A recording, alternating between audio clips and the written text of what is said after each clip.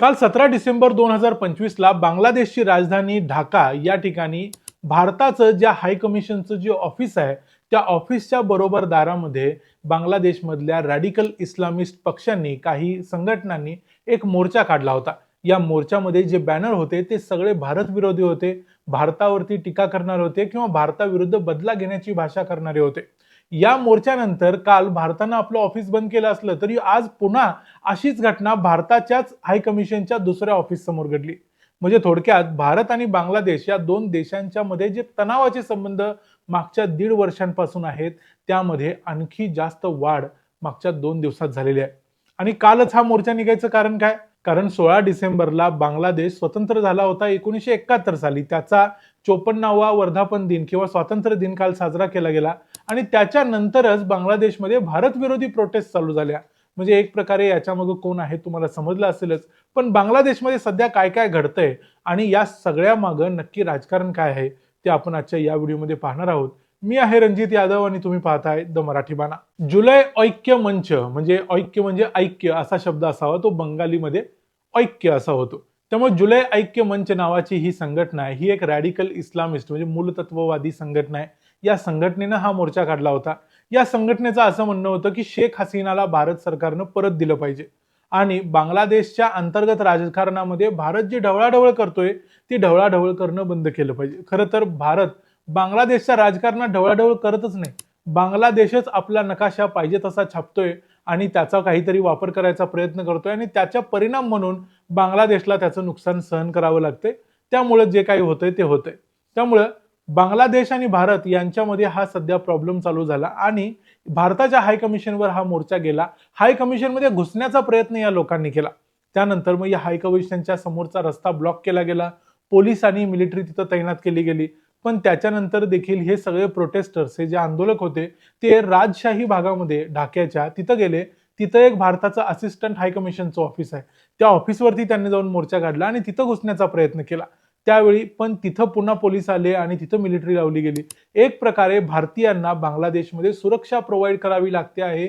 इतकी वाईट परिस्थिती आता बांगलादेशमध्ये झालेली आहे. जो बांगलादेश एकेकाळी भारताचं नेहमी पाय पकडत होता कारण भारतानं बांगलादेशला स्वातंत्र्य मिळवून दिलं म्हणून, आज त्याच बांगलादेशमध्ये भारतीयांना जीव मुठीत धरून जगावं लागतंय. हे अतिशय वाईट गोष्ट घडते आहे.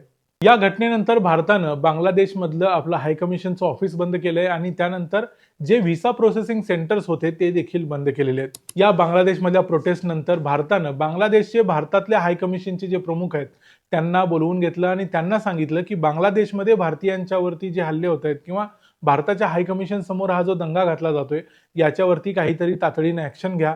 अशा प्रकारची थोडीफार ऍक्शन बांगलादेश सरकारनं देखील घेतलेली आहे. पण तरी देखील बांगलादेशमध्ये भारत विरोधी वातावरणानं सध्या जोर धरलाय. बांगलादेशमध्ये एक पक्ष आहे ज्या पक्षाचं नाव आहे एनसीपी. एनसीपी म्हणजे नॅशनल सिटीजन पार्टी. आता या एनसीपी पक्षाचा एक महत्वाचा नेता आहे, त्याचं नाव आहे हसनत अब्दुल्ला. या हसनत अब्दुल्लानं 2 दिवसापूर्वी एक भाषण दिलं, अर्थात ते बंगालीमध्ये आहे त्यामुळे आम्ही इथं दाखवत नाही. त्या बंगाली भाषणात तो असं म्हणतो की भारताचे जे 7 सिस्टर्स आहेत म्हणजे भारताचे जे नॉर्थ ईस्टची राज्य आहे ज्याच्यामध्ये आसाम, मेघालय, मणिपूर, त्रिपुरा ही राज्य आहेत, ही सगळी आम्ही तोडून टाकू. म्हणजे भारताच्या मुख्य भूमीपासून या सर्व राज्यांना वेगळं करून टाकू आणि या राज्यांच्यावर आमचा हक्क आहे आणि बांगलादेशच्या ज्या लोकांना भारतानं एक प्रकारचा आश्रय दिलाय त्या सगळ्यांना आम्ही मुक्त करून आणू. बांगलादेश भारतावर हल्ला करेल वगैरे वगैरे अशा वल्गना या व्यक्तीनं केल्या. खरं तर यांचा जीव एवढाच आहे पण तरी देखील सध्या हे मोठ्या मोठ्या बाता करायला शिकलेले आहेत कारण त्यांच्यावरती आता पाकिस्तानचा हात आहे. बांगलादेशचे इंटरिम गव्हर्नमेंटचे ऍडवायझर म्हणजे बांगलादेशचे सध्याचे प्रमुख मोहम्मद युनूस यांनी देखील काही दिवसापूर्वी भारताविरुद्ध नाराजी व्यक्त केली होती. ते म्हणाले होते की भारत बांगलादेशमधल्या अंतर्गत राजकारणामध्ये ढवळाढवळ करतोय कारण बांगलादेशमध्ये एक लीडर होता ज्याचं नाव होतं शरीफ ओस्मान हादी. यानं भारत विरोधी कारवाया करण्यासाठी काही सोशल मीडिया पोस्ट केल्या होत्या, काही ठिकाणी भारताचा चुकीचा झेंडा लावला होता. त्यामुळं त्याच दिवशी अननोन गनमॅन म्हणजे काही अज्ञात हल्लेखोरांनी या शरीफ उस्मान हादीची हत्या केली होती. पण बांगलादेशला असं वाटतं की त्याची हत्या भारतानंच केली होती आणि त्यांचं असंही म्हणणं होतं की भारत बांगलादेश विरुद्ध जे लोक काम करतायत त्या सगळ्यांना आपली जमीन वापरायला देतोय. पण असं काही इथं होत नाही. दुसरी गोष्ट म्हणजे मोहम्मद युनूस असं म्हणाले की भारतानं आजपर्यंत बांगलादेशला 1971च्या युद्धाचं जे श्रेय आहे ते दिलंच नाही. बांगलादेशचं 1971चं युद्ध आहे ते खरं तर बांगलादेशी मुक्तियोद्ध्यांनी मिळवून दिलं होतं. जे स्वातंत्र्य आहे ते, पण त्यामध्ये भारतानं नेहमी असंच सांगितलं की भारताच्या सैन्यानं हा विजय मिळवून दिला. आता तुम्हाला सर्वांनाच माहिती आहे की हा विजय जो 1971 मध्ये पाकिस्तानला नमवून जो विजय मिळवून दिला, तो भारतीय सैन्यानं, भारत सरकारनं त्यामध्ये हस्तक्षेप करून मिळवून दिलेला विजय होता. त्यामध्ये बांगलादेशी मुक्तीवाहिनीचा किंवा मुक्तियोद्ध्यांचं काम महत्वाचं होतं, पण त्या मुक्तियोद्ध्यांना आणि मुक्तीवाहिनीला तयार करायचं काम देखील भारतीय सैन्याने केलं होतं. हे मोहम्मद युनूसला कदाचित लक्षात नसेल किंवा तो आता विसरला असेल. दरम्यान शेख हसीना यांना धोका आहे असं शेख हसीना यांच्या मुलाला म्हणजे साजिब वाजेद याला नेहमीच वाटतंय. तो अमेरिकेत असतो. तो नेहमी या प्रश्नावरती काही ना काही बोलत असतो.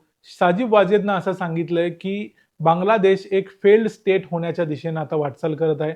भारत आणि बांगलादेश यांच्यामधली सीमा देखील आता सुरक्षित नाही. त्यामुळे भारतानं आपल्या सीमांचा बंदोबस्त करायला हवाच आणि याचबरोबर बांगलादेश बरोबरचे संबंध वेगळ्या पद्धतीनं त्याकडे बघायला पाहिजे. कारण बांगलादेशमधले हे नेते ज्या पद्धतीच्या घोषणा करतायत की भारताचे 7 सिस्टर्स म्हणजे ही नॉर्थ ईस्ट मधली 7 राज्य तोडून टाकू, या गोष्टी ते सिरियसली बोलत असतील, कारण ते सध्या पूर्णपणे इस्लामिस्ट झालेले आहेत, पाकिस्तानच्या वळचणीला लागलेले आहेत. त्यामुळे त्यांच्या या धमक्या भारतानं सिरियसली घ्याव्यात असं साजिब वाजेद यांचं म्हणणं आहे. या सगळ्या गोष्टींच्या नंतर भारताच्या ज्या सगळ्या बॉर्डर्स आहेत त्यामध्ये भारत आणि पाकिस्तान यांच्यातली जी बॉर्डर आहे ती नेहमी सर्वात हॉट बॉर्डर होती. म्हणजे भारताला नेहमी ज्या बॉर्डरचा त्रास होता, त्याच नंतर जी भारत आणि चीन मधली बॉर्डर आहे ती देखील भारतासाठी त्रासदायक होती.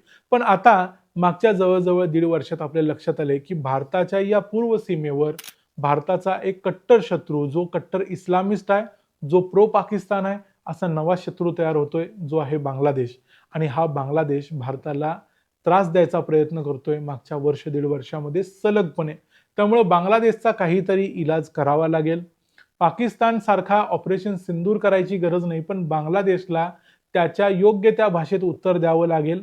त्याशिवाय बांगलादेश आपल्या लायकीमध्ये येणार नाही. याबद्दल तुमचं काय मत आहे? बांगलादेशचा प्रॉब्लेम भारतानं कसा सोडवला पाहिजे, की भारतानं शेख हसीनांना काहीही करून मिलिटरीच्या माध्यमातून असेल किंवा आपल्या ताकदीच्या जोरावर असेल, बांगलादेशमध्ये जाऊन इन्स्टॉल करावं लागेल? याबद्दल तुमचं काय मत आहे ते आम्हाला कमेंट्समध्ये जरूर सांगा. व्हिडिओ आवडला असेल तर व्हिडिओला लाईक करा, चॅनलला सबस्क्राईब करा.